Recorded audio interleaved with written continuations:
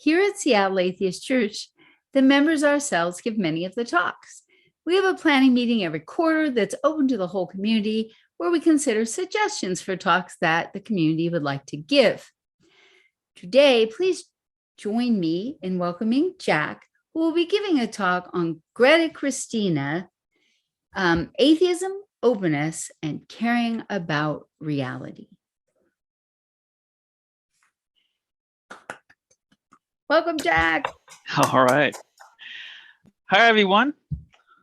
I'm glad you all could join us. Today, I'll be once again giving voice to some fascinating and perhaps provocative thoughts from Greta Christina. Greta Christina has been writing professionally since 1989 on topics including atheism, sexuality and sex positivity, LGBT issues, politics, culture, and whatever crosses her mind.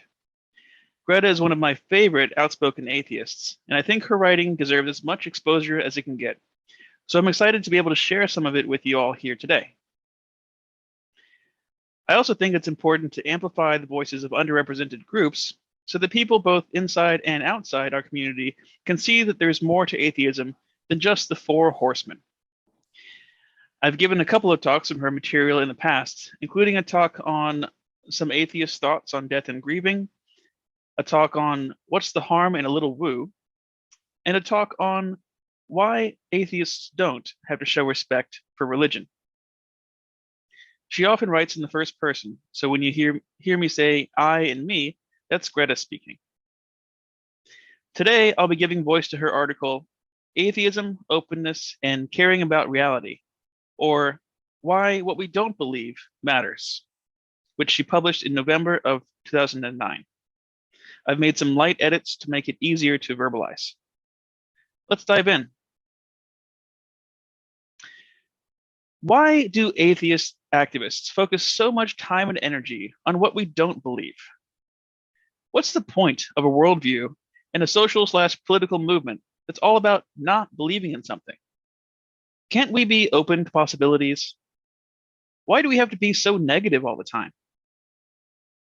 In one of many debates about religion on Facebook, I was exhorted by a believer to be a little more open to the universe, an exhortation I've heard many times now from many different believers. In another, I was told that a belief system based on what isn't seems reductive, by someone who added that when I turn my mind towards the things I don't believe in, my world gets smaller. So today, I want to talk about some of the positive things that, as an atheist and a humanist, a materialist and a rationalist, I do care about and believe in. I want to talk about what being open to the universe means to me. And I want to talk about why the things I don't believe in, namely God or any kind of supernatural/immaterial/spiritual entities or forces, are a crucial part of what I do believe and a crucial part of how I practice being open to the universe. My belief system is not, in fact, based on what isn't, and neither is that of any atheist I know. My conclusions about what isn't are only part of my belief system, and not necessarily all that big a part. I have a positive worldview, a set of priorities and values that shape how I live. I could gas on about the positive things I believe in for hours, days, years, and still not be done. But here's the short version of the part that's relevant to this discussion. I believe in reality. I believe that reality is far more important and far more interesting than anything we could make up about it, pretty much by definition. And I believe that trying to understand reality to the best of our abilities is one of the most important, most interesting, most deeply valuable, most richly satisfying things we can do, individually and as a species. The real universe, the universe as we currently understand it, is magnificent and awe-inspiring and far weirder than anything we could have made up about it.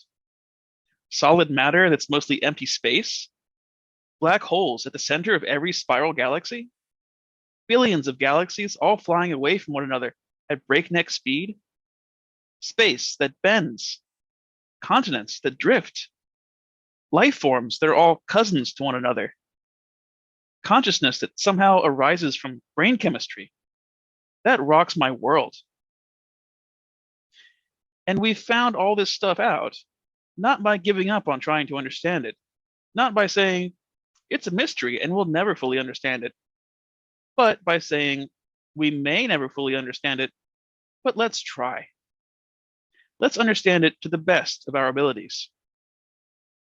We found all this stuff out by being willing to let go of beliefs and preconceptions and opinions that we were attached to, and by being willing to reject all ideas except the ones supported by the rigorous gathering and testing and cross-checking of evidence. A very humbling process, I might add. But here's the thing. The negative part of that process, it's absolutely crucial. We can't say, yes, the Earth orbits the sun, without saying, no, the sun does not orbit the Earth. We can't say, yes, the universe is expanding and will continue to expand, without saying, no, the universe is not in a steady state. We can't say, yes, all life on Earth evolved by descent with modification from a common ancestor, without saying, no, life forms were not created fully formed all at once, more or less as they exist today. And we can't say, this is what almost certainly is true about the universe, without saying that is what almost certainly is not true. There is an impossibly huge infinitude of things that we could imagine about the universe. Only the tiniest fraction of those things are actually true.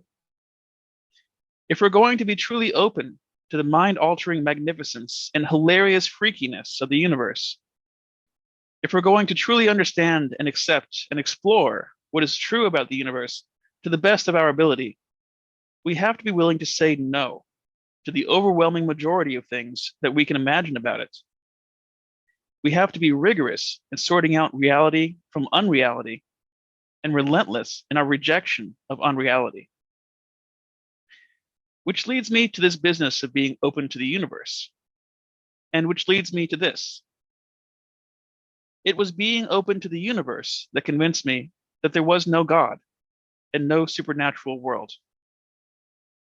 It was being open to the universe that convinced me to let go of my spiritual beliefs on the grounds that they just weren't internally consistent or consistent with the evidence or in any way plausible.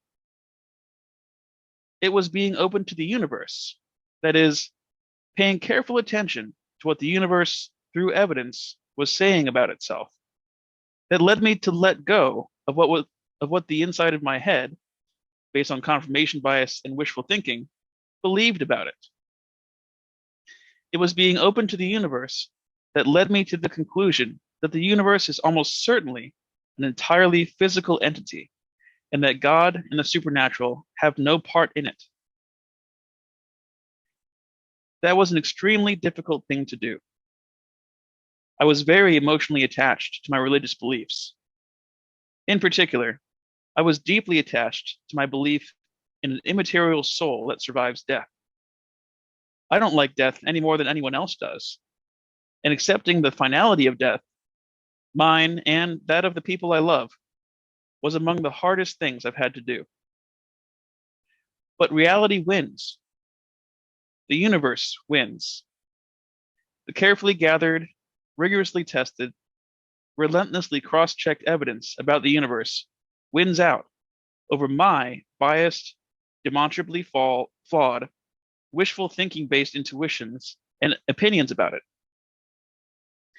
The most reasonable evidence-based conclusion about what's probably true wins out over my hypothetically possible but entirely unsupported and thoroughly implausible belief about what might be true.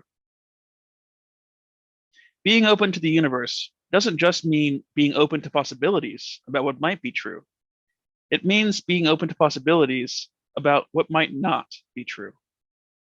It means being willing to say no to most of the stories about the universe that we can imagine. even the stories we're most attached to, if it turns out that those stories aren't likely or plausible. Let me be very clear. I have absolutely no problem with making up stories about imaginary realities. I love stories about imaginary realities.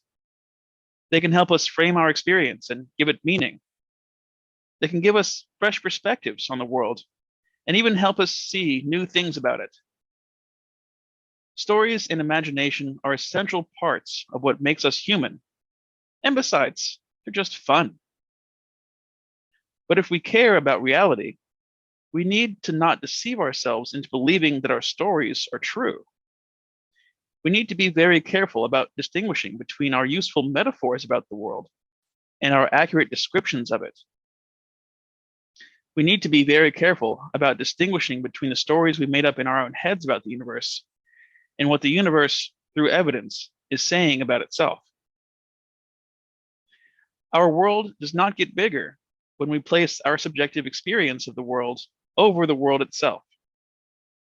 Our world does not get bigger when we treat every possibility that we can imagine as equally likely, and then choose between them based on which ones we find most attractive. Our world does not get bigger when we hang on to beliefs about reality that are almost certainly not true, clinging to the gossamer thin thread that it might be true. You can't absolutely prove that it isn't. Our world does not get bigger when we treat the space inside our head as more important than the space outside of it. Our world gets bigger when we let the world in. Our world gets bigger when we let the world itself take priority over whatever ideas we might have about it. Reality is bigger than we are. Our world gets bigger when we let that reality be what it is. And when we pay careful attention to what it is, the most careful attention we possibly can. And that's why I care about what isn't. That's why I spend so much time and energy thinking and writing about what I don't believe. Yes, I do often focus on what isn't in my writings. I do this in large part because the beliefs and entities that almost certainly don't exist, A, are very widespread, B, have a real effect on the choices people make, and C, on balance, do, in my opinion, more harm than good. But I also do it because caring about what isn't is a central and crucial part of caring about what is. I do it because when we fill our brains with stories about what almost certainly isn't true or even plausible, and convince ourselves that these stories are true or plausible, and hotly defend the stories against the evidence opposing them, we are armoring ourselves against reality. We are practicing the mental gymnastics that help us ignore or deny reality. And reality is what I believe in. Thank you.